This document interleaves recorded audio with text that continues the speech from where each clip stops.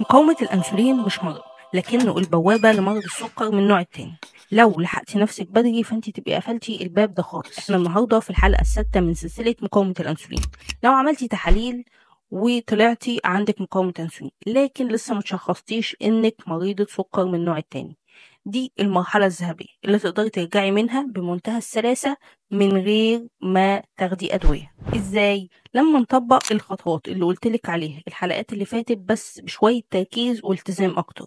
طيب ايه هي الخطوات ديت؟ هقولك: واحد، انك تاكلي اكل متوازن مفهوش كربوهيدرات سريعة اللي هي الكربوهيدرات المكررة اللي هي الكربوهيدرات البسيطة، ومهتمية بالبروتين والدهون بتوعك. اتنين، انك تلعبي رياضة 20 دقيقة في اليوم، لازم تفكي عضلاتك كده وتحركيها وتخليها تحرق الجلوكوز ده. تلاتة، وهو ان لازم يبقى هدفك انك تنزلي من وزنك على الاقل اول 5 كيلو، دول هيفرقوا جدا مع مقاومة الانسولين.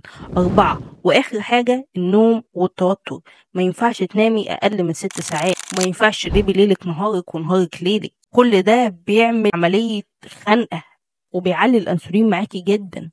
وكمان التوتر بيعلي هرمون الكورتيزول وده بيعاكس جدا هرمون الانسولين. اعملي لايك لو لسه ما عملتوش لحد دلوقتي، التغيير ممكن لكن عايز منك قرار. ولو عايزاني اساعدك في وضع خطة شخصية ليكي انتي اكتبي في الكومنت خطتي وانا هتواصل معاكي بكل التفاصيل. ما تنسيش تتأكدي تكوني متابعاني علشان الحلقة الجاية هقولك لو انتي بالفعل مريضة سكر هل ممكن تتعافي. اهم حاجة عيشيها بصحة.